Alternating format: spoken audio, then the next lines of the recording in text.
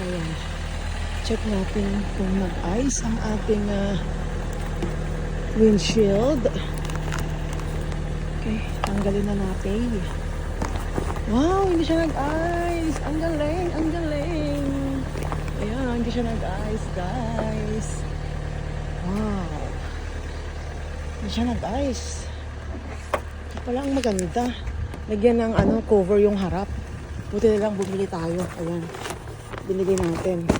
Para hindi tayo nagpapainit at hindi nag-ice yung windshield natin. Ayan. So guys, maganda lagyan nyo ng cover yung harap ninyo para hindi siya magyelo. Ayan. Nice.